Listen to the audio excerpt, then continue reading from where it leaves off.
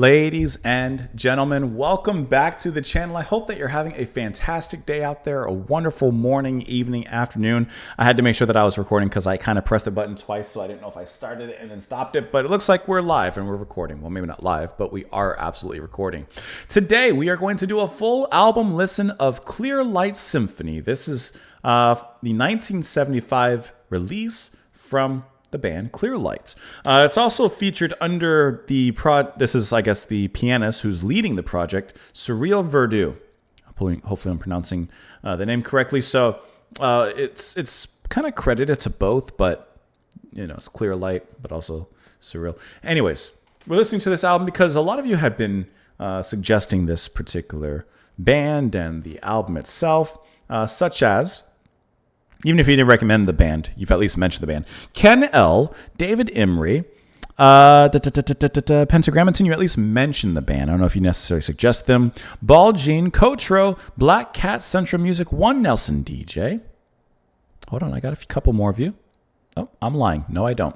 Anyways, you guys, thank you guys so much for the suggestion. Thank you so much for the recommendation. I've never heard of the band, but it seems that these are going to be instrumental, these pieces, of which there are two. The first movement, 20 minutes, and the second movement, 20 minutes, and totaling about 41 minutes or so. So we're going to go ahead and dive on into it. Like I said, it seems to be instrumental, so no lyrics to necessarily dive into. And we'll just take it as it comes. Of course, I appreciate you guys being here. Hopefully you enjoy the channel and such if it's your first time, and even if it's not, press the like button. It helps a long way. The Buy Me a Coffee's right there if you'd like to sponsor a song request or even an album request. And then, of course, Patreon for exclusive content. But without further ado, let's go ahead and dive on into the first track, the first movement. Literally, that's what it's entitled. And we'll discuss it after a little bit. And this sip of some light blonde roasted coffee is to you.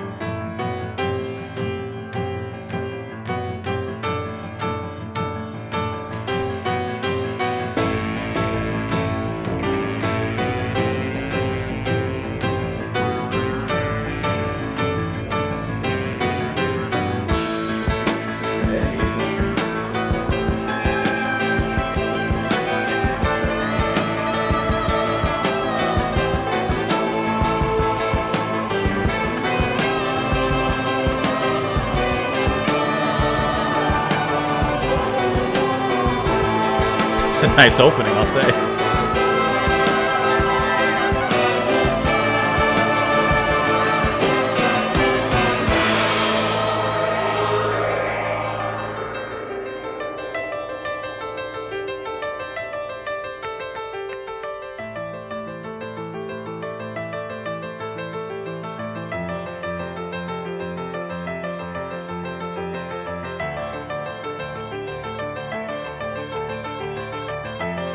Little mellotron coming up in there.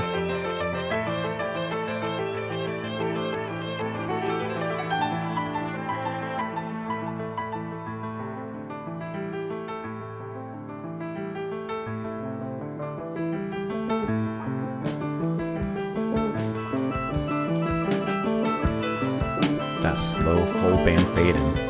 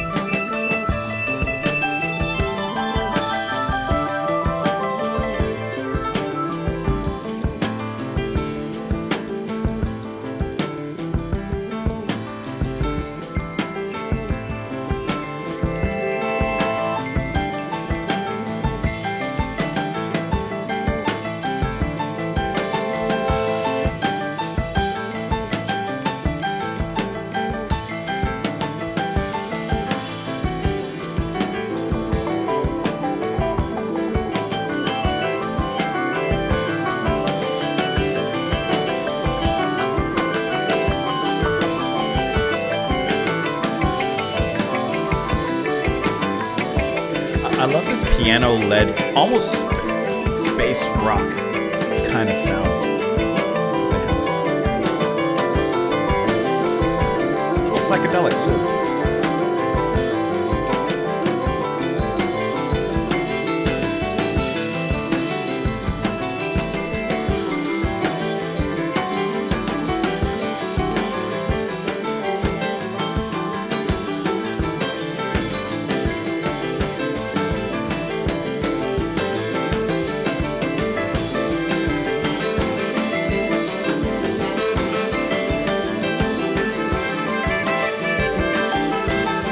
Sax to grace us.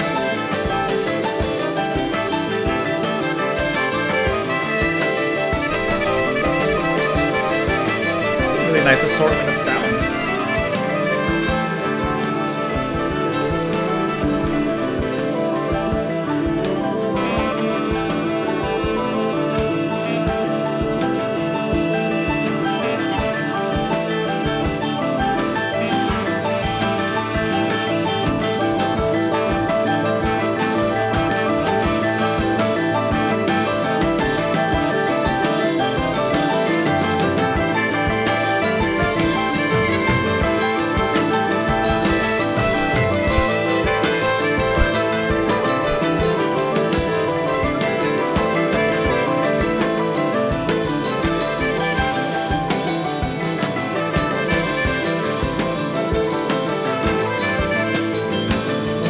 It does have a light crystal, kind of clear and light sound to it.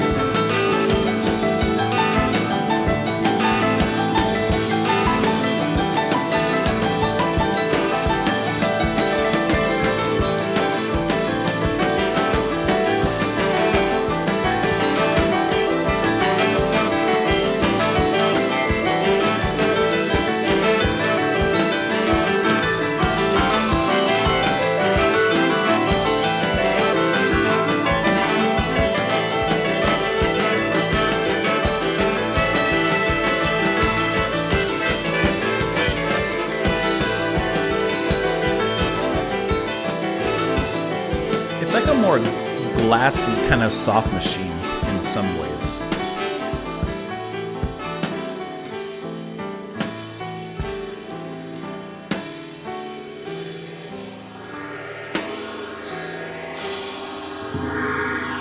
Always the gong.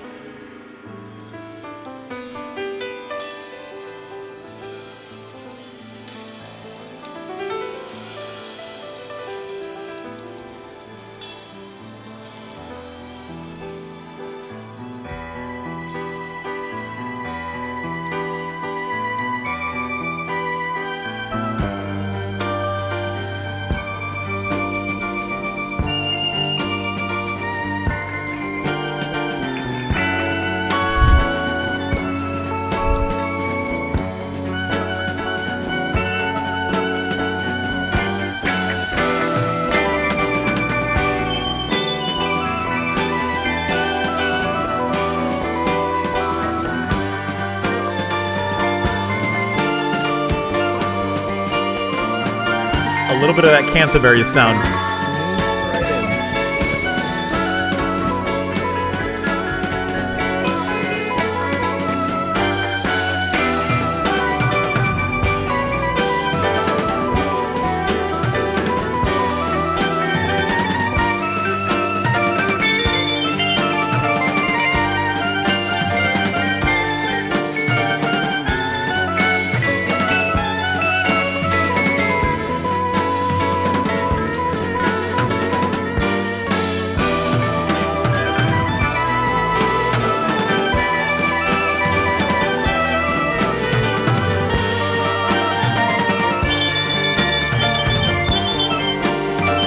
In some ways, this part reminds me of like Khan a little bit.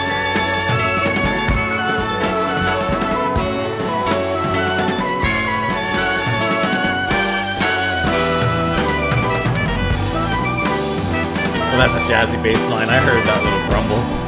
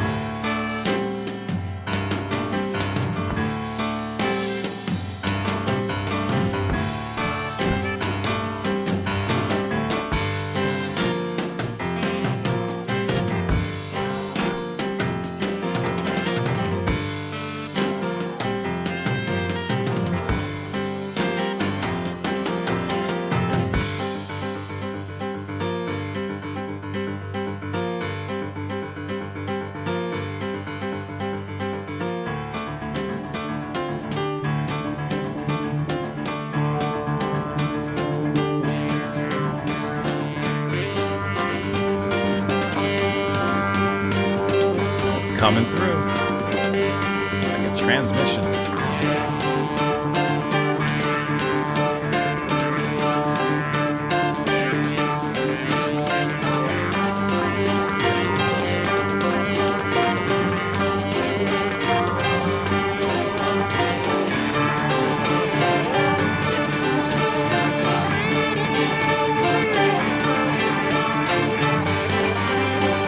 I love that sharp mellotron beneath all this.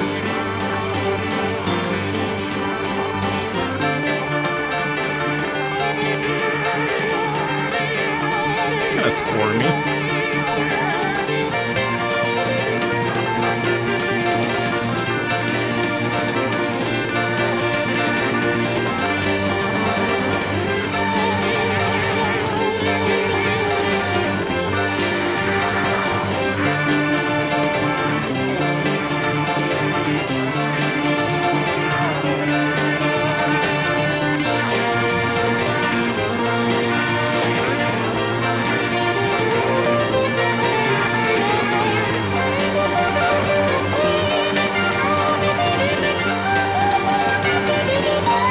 That guitar is going through so many different filters and such.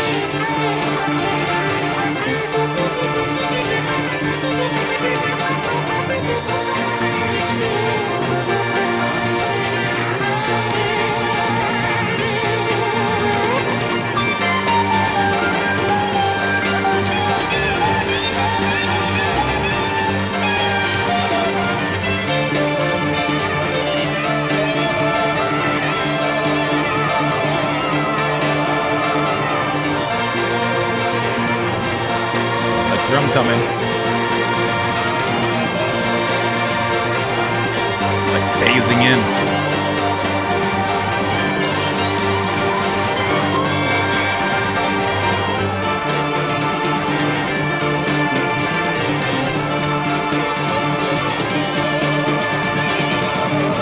It's just like ramping up and building up and building up.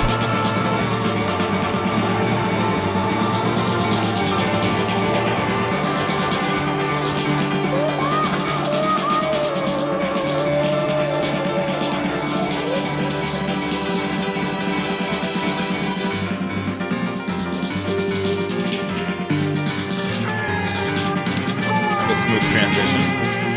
And that snare drum is just back.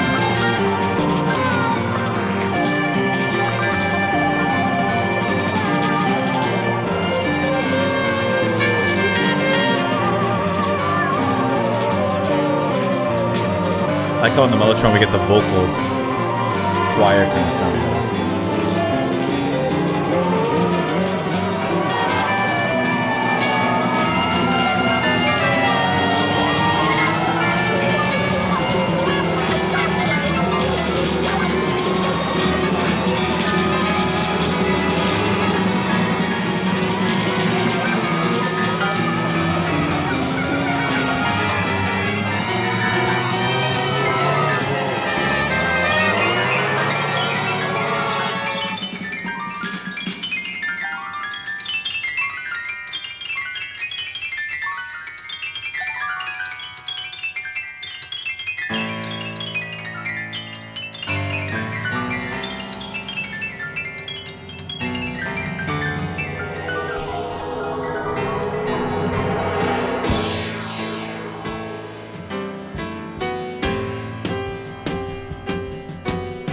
Nice return here. I like how they brought that back. And it was a good transition into this too. Very nice. Very nice.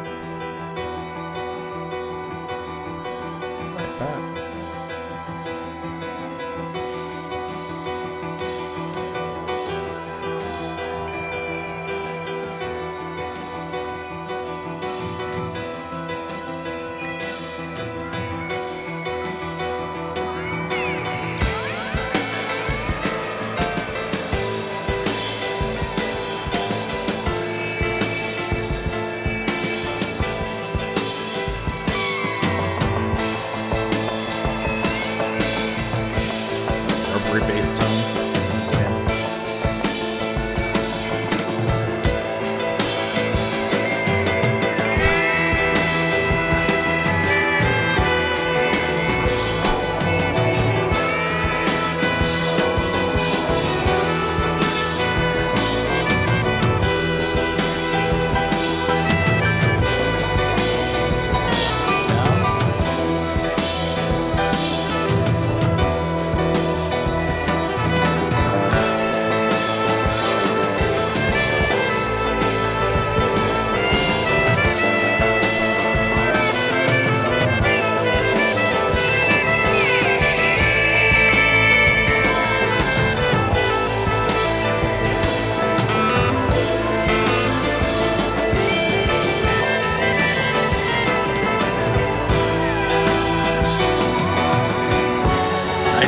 There.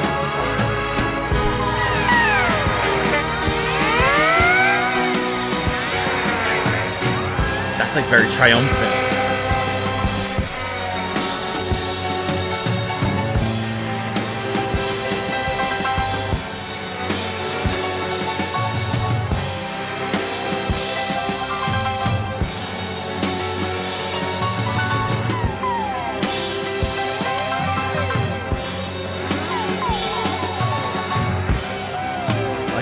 To a little bit of a darker sound here.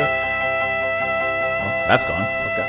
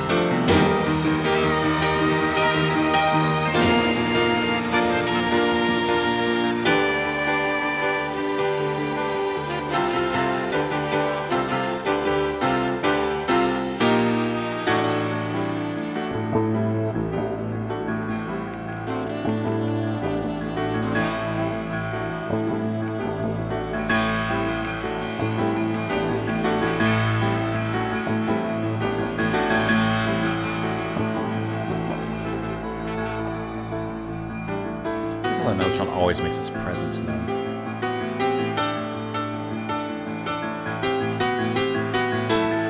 Nice return right there.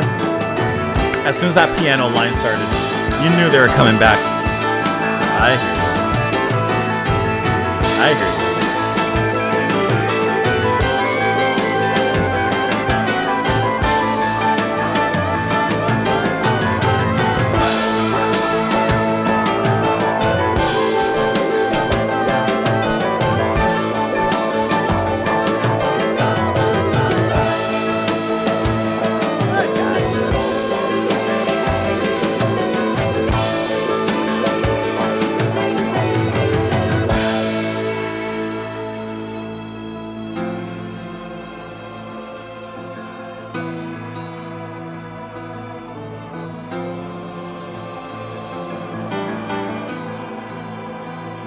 Deep Mellotron.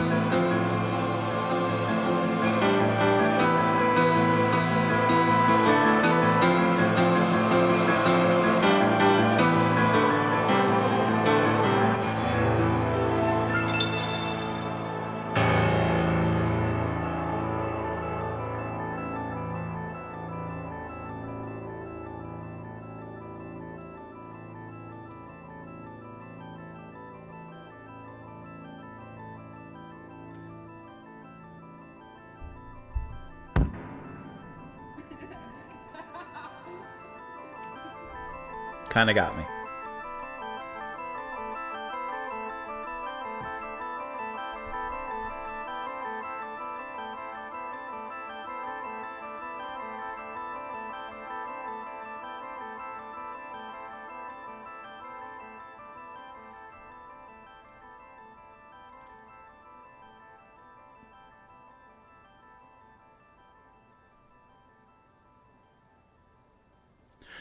I always say this about long tracks and long songs and long pieces of music, that for me, I like to listen to them among many other reasons because they take you on a journey. That's different from an album. Listen, it's just a singular piece of work that is deliberately made by the musicians and the artists and just takes you on a certain kind of journey that's a little longer than usual.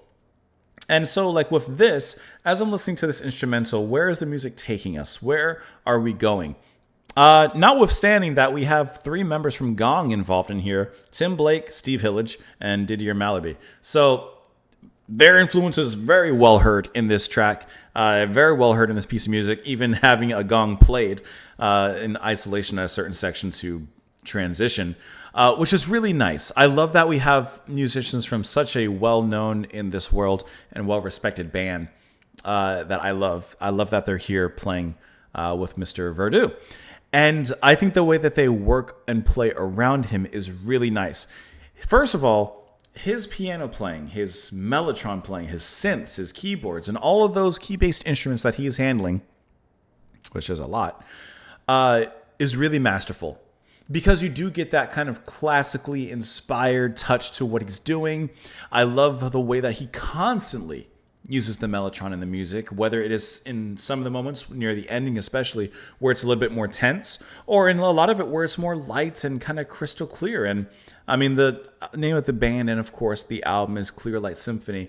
And I think that is such a strong signifier of the type of music and the tone and the themes that you get here. Because the music does sound kind of fantastical, and it's very clear and crystal and glassy, and it sounds very light and airy. So definitely hitting that specific theme, definitely rising to the cadence of the tone that they put down in the title. I love that. It sounds like it is, as it's named. And then with Verdu, like I said, a lot of the way that he plays the piano and those instruments, it is very light. And, it's just kind of, I don't know, frolicky and fantastical, and the piano lines, and this rich and luxurious. It feels really good. And then the way that the rest of the band inserts themselves around him is really intelligent, almost turning a lot of the music into this kind of space rock-esque symphony, in my opinion. Like, that's what it kind of sounds like to me. There's a few moments in here that kind of remind me of Soft Machine a little bit. Some of those organ tones and maybe even guitar tones reminded me a little bit more of the Canterbury scene and Soft Machine and such. So it's just really cool, like, that you hear that influence in here, but still ultimately unique unto Cyril in here. I love Malaby's sax when that comes in here. To me, it was kind of unexpected, but it's a much, much welcome addition, the way that it transitions into those moments. And some of the transitions, listen, sometimes in a long track, transitions aren't always well handled. I think that overall, the transitions were wonderfully done. There's a few that I wish, like, the sections and specific movements within this had gone on a little bit longer, because I was really enjoying it. For example, I would say that one of my favorite moments, if not my favorite moment in this music, is around 6 minutes or so, this particular segment in here. This just sounds so Canterbury sound. And those escalations, that jazzy note. And that constantly builds up. The bass, like, frolics across these little melodic meadows a little bit. Like, it's just like the band is just having so much fun. And I think that was a huge standout in the music here. And I love that section so much. Just for me, I would have liked it to go on longer. And there's plenty of moments in here that I wish went on a little bit longer. But they transition into something else. And some of the transitions aren't my favorite, but every subsequent moment was enjoyable. So even though I may not have always liked how we, detoured off of the highway and got into the exit, I did enjoy the eventual destination and the eventual roads that we would be continuing to travel on. Near the end, we kind of got into a little bit more of a tense atmosphere briefly. Right here. It kind of sounds like the music's kind of crashing down and cascading into a brief period of madness, which I thought was really cool. There's several times that the track brings back, and of course brings back those recurring motifs from the beginning. So bringing back that reprise near the end. Of course, we got that at the very end, and I thought that was really nice. And also, can I speak really quick of the very beginning? Like, it's really beautiful the way that this is all laid out in the very beginning. But when the groove comes in, this is really nice. I like an opening track that, you know, takes its time to build up a sort of ambience into it, maybe not allowing all the music to come in right at once. But I also like a track that just pretty much gets right into it. And this one does. It moves right into that first movement, not wasting any time, very quick to get to its step, and step it does from that point forward. So overall, this was a really, really cool track. I like the first movement a lot. I like how the band grooves around Verdu. I like the instrumentals. The guitar solo is wonderful in here from Christian Boulez. Actually, I am lying. Christian Boulez is going to be playing electric guitar on the next part. Here it's Hillage. Let me not misspeak on that one. So let's go ahead and listen to the next part. There's a lot of interesting kind of production choices as well. You heard with the drums, especially at one moment, the drums kind of seem to be phasing in and out, panning left to right, almost kind of giving it a beam me up, Scotty kind of sound to it, in my opinion. Even though I've never seen Star Wars or Star Trek, but you know, kind of has that kind of sci-fi-esque space rocky kind of sound to it. Anyways, let's go ahead and listen to the second movement. Here we go.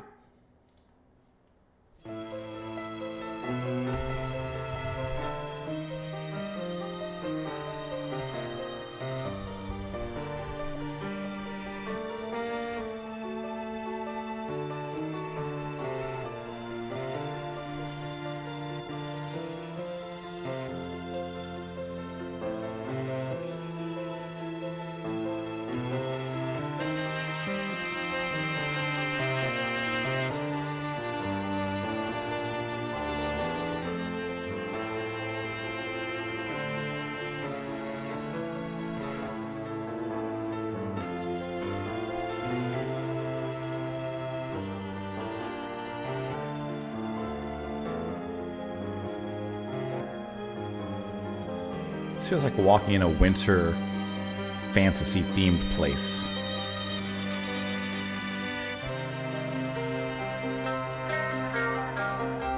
Like there's something mythical about this land.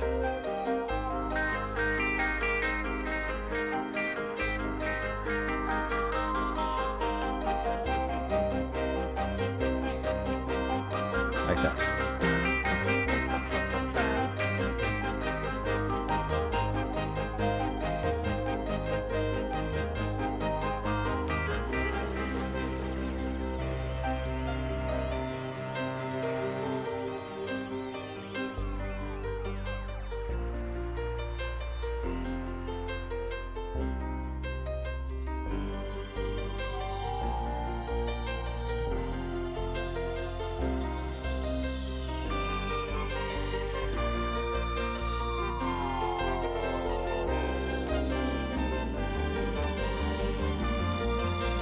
It up.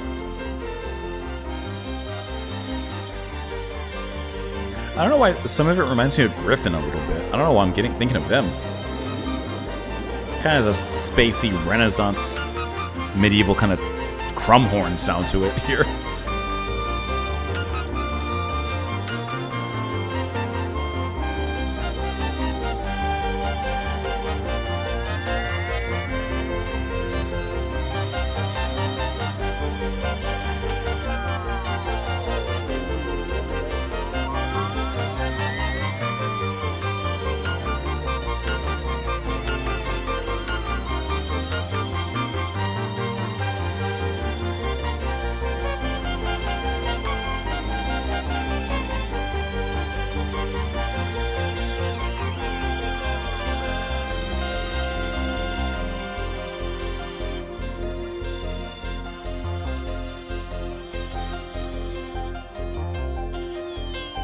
I like that little groove it has back there in that synth.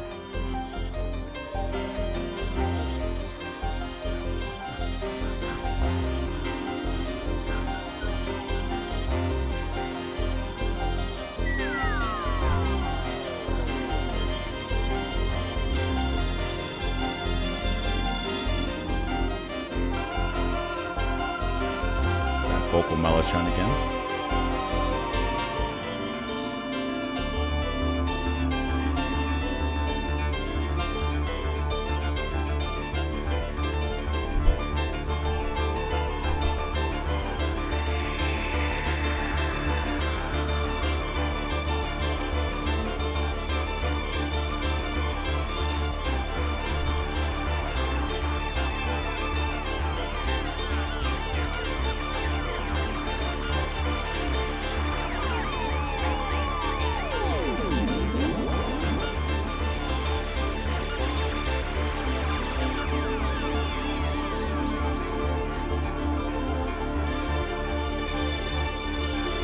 This one reminds me more of like a Tangerine Dream, to be honest.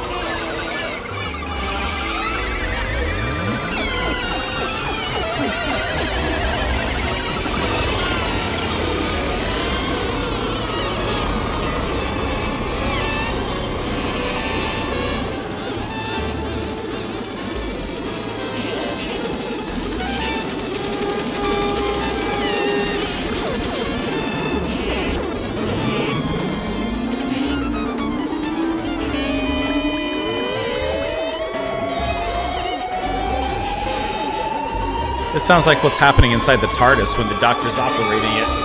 It's just going wrong.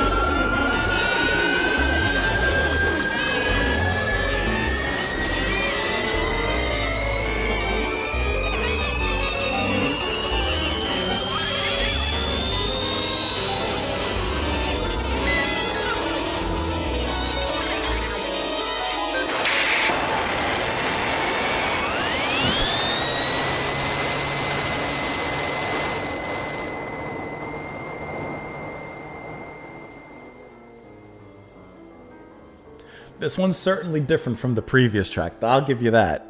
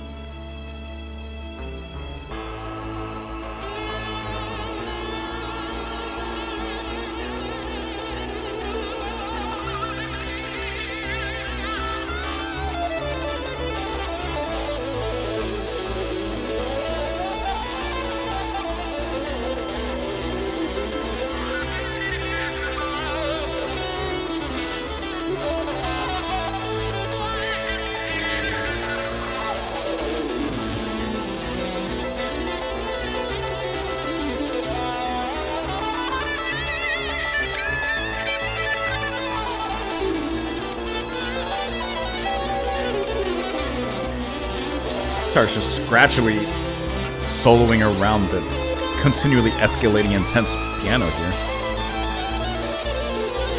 It's like a circle of chaos and stress.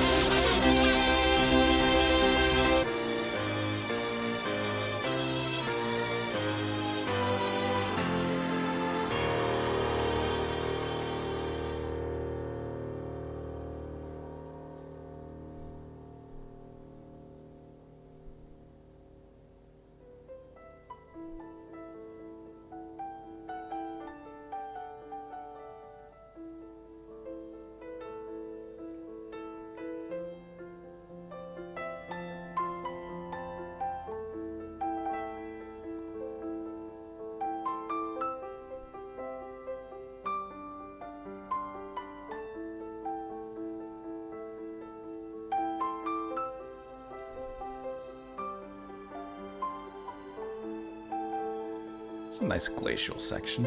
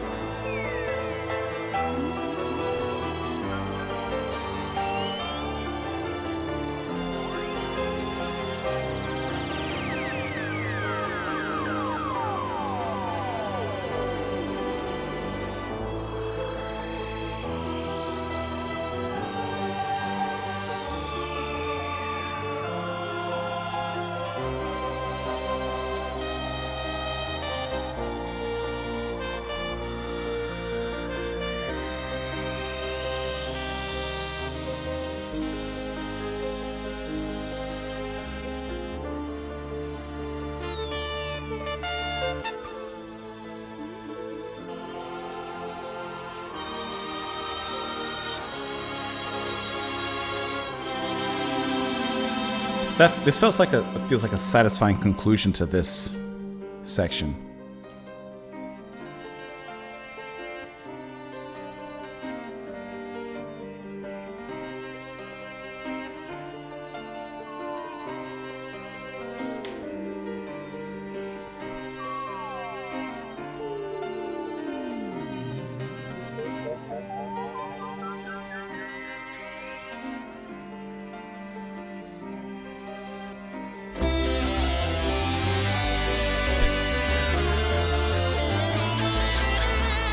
This reminds me of Oldfield, this part.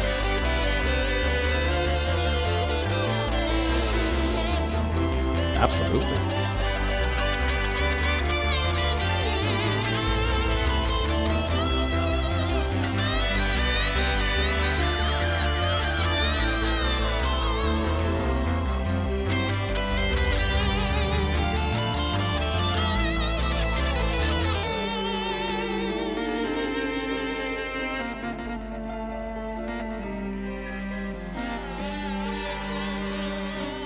Cool little combination here.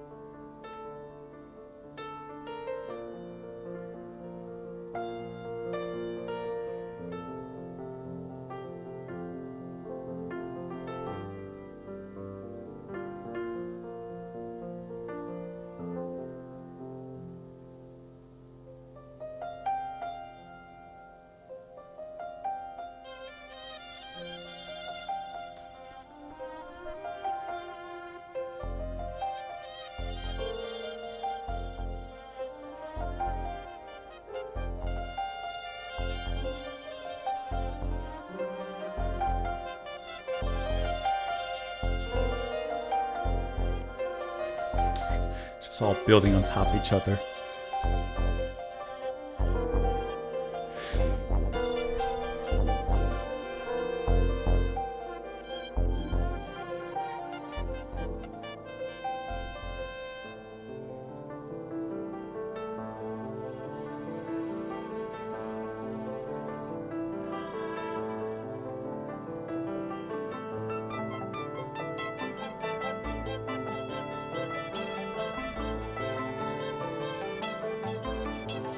And like this kind of goes back to like a Tangerine Dream kind of sound to me.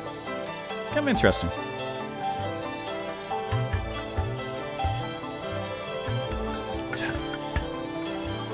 Some tabla?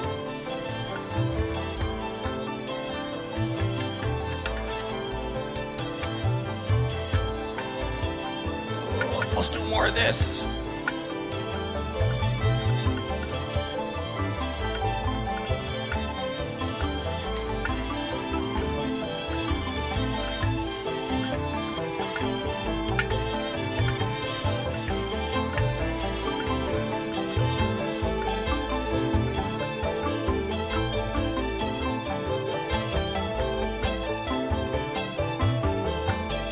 That's a cool combination with the tablet and Mellotron and keys and such.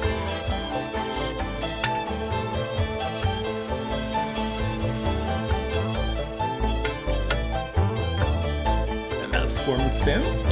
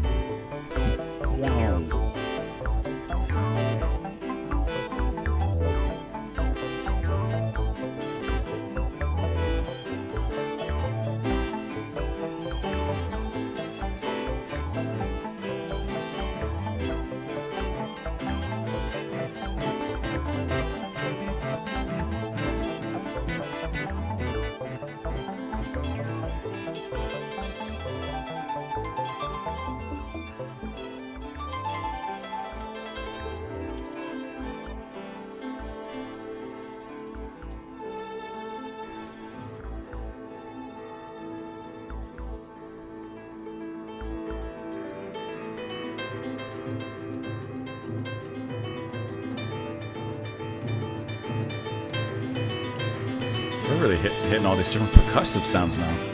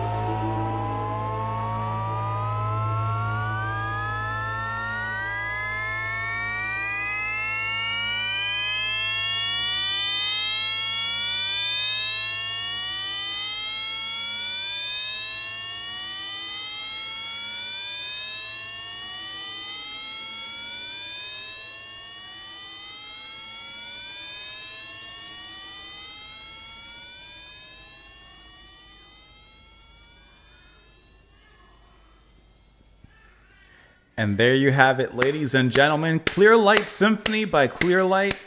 Full album listen complete. Okay.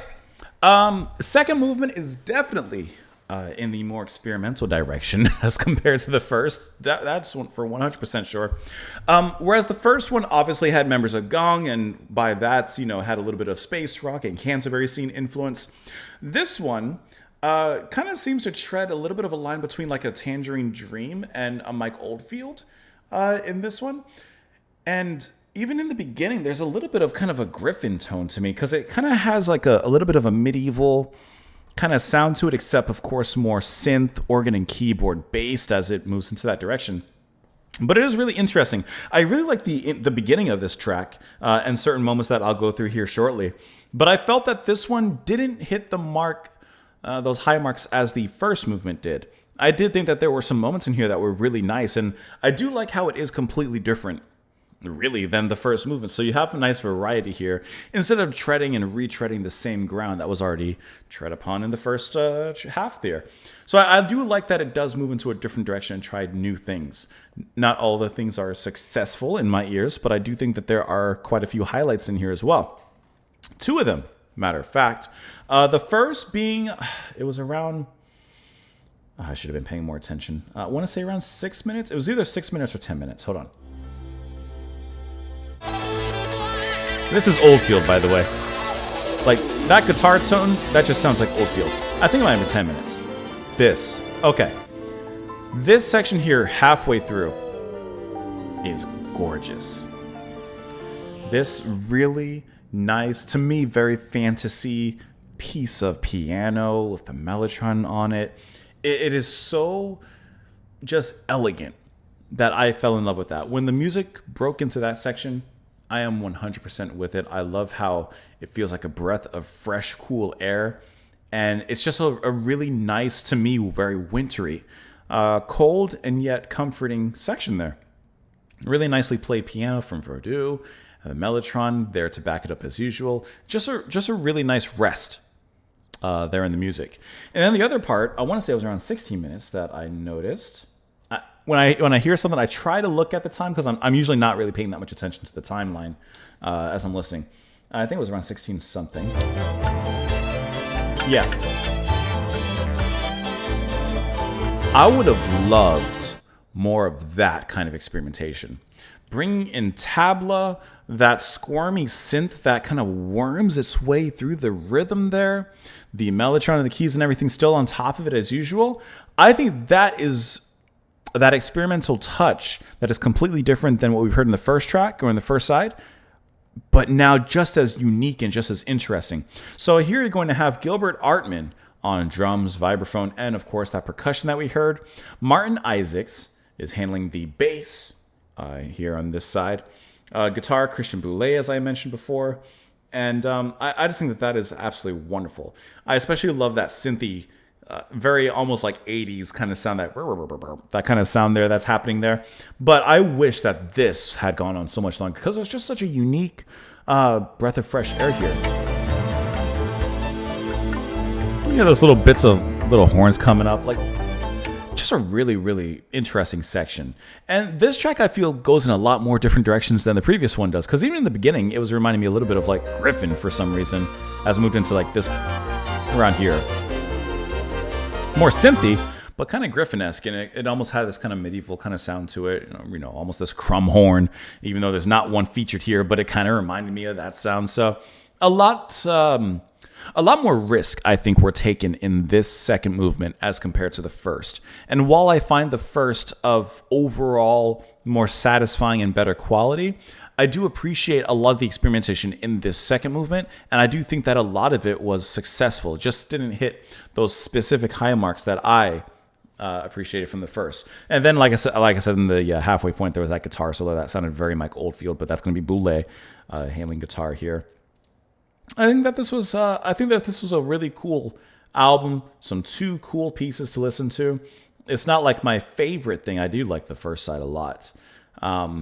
It's not my favorite, but I enjoyed it, And sometimes I'm not looking to like have like 5 out of 5 out of body experience, every single time. I'm just looking for enjoyable music to listen to. And this 100% It was absolutely enjoyable to listen to. It didn't feel like it was a chore. There were a couple moments inside too that were, in my opinion, a little more tedious, but it didn't take away from my listening experience, and I enjoyed listening to this every step of the way. Looking at some of the info on this, of course, it includes 3 members of Gong on one side and 2 other French musicians on the other, primarily psychedelic, but also serving as a forerunner of New Age music. Musical styles manages to blend seemingly contrary elements, symphonic rock, but also permitting some jamming in both rock and jazz fusion styles. The album was recorded for Virgin Records and completed in 1974, after the label's first and successful release of Tubular Bells, of course, and was one of several subsequent Virgin albums that attempted to copy Tubular Bells. I mean, yeah, I could definitely see the influence more so in the second side. Since the title Tubular Bells was initially better known to the general public than the name of the artist, Virgin Records decided that Clearlight Symphony would be a one-off album project with a title, but no artist name. Interesting. Recording was initiated with a session in which Cyril Verdu alone played 2 20-minute piano solos, which became the basic tracks.